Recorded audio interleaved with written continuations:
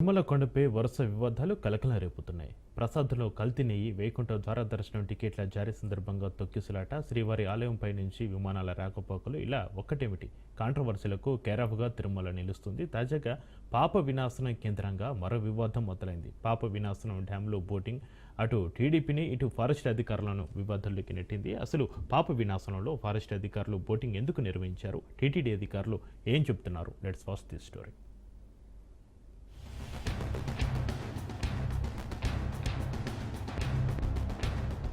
తిరుమల నీటి అవసరాలకు ముఖ్య ఆధారంగా నిలుస్తుంది పాప వినాశనం రిజర్వాయర్. తిరుమలలో దాహార్తిని తీర్చేందుకు భక్తుల అవసరాల కోసం ఈ డ్యాంలోని నీటిని వినియోగిస్తుంది టీటీడీ. అయితే పాప వినాశనం డ్యాం రాష్ట్ర అటవీశాఖ పరిధిలోని అటవీ భూభాగంలో ఉంది. ప్రస్తుత పాప వినాశనం తీర్థం సైతం రాష్ట్ర అటవీ భూమిలోనే ఉంది. పూర్వం ఇక్కడ దుకాణాలు, ఇతర అంశాలు టీటీడీ ఆధ్వర్యంలో ఉండేవి. కాలక్రమేణా ఇక్కడ అన్ని అంశాలను ఫారెస్ట్ డిపార్ట్మెంట్ తన పరిధిలోకి తీసుకుంది. పాప వినాశనం పరిధి అంతా రాష్ట్ర అటవీశాఖ అధికారుల హస్తగతమైంది. అప్పటి నుంచి పూర్తి స్థాయిలో ఫారెస్ట్ అధికారులు పాప వినాశనంపై ప్రత్యేక దృష్టి పెట్టారు.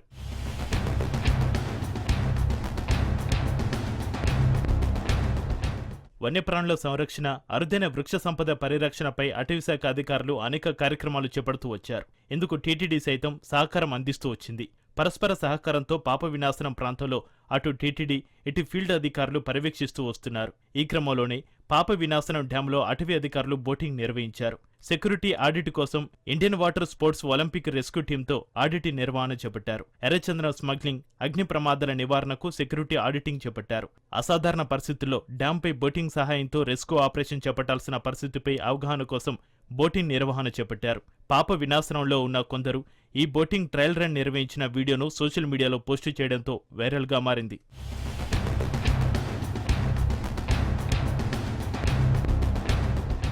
బోటింగ్ అంశం వివాదం కావడంతో టీటీడీ వివరణ ఇచ్చింది. పాప వినాశనం డ్యాంలో బోటింగ్పై జిల్లా అటవీ అధికారి స్పష్టత ఇచ్చారని స్పష్టం చేశారు. వీటిని వేటాడడం కోసం చిరుతలు జనవాసాల్లోకి వస్తున్నాయని పేర్కొన్నారు. ఈ మధ్య కాలంలో అధికంగా ఏనుగుల సంచారం పాప వినాశనం ఘాట్ రోడ్లలో అధికమవుతున్నాయి. ఆ ఏనుగుల పట్టలో, తొండంలో ప్లాస్టిక్ వ్యర్థాలు గుర్తించారు. వీటన్నిటిపై అధ్యయనం చేయడానికి ఫారెస్ట్ శాఖ అధికారులు బోటింగ్ చేసినట్లుగా సమాచారం.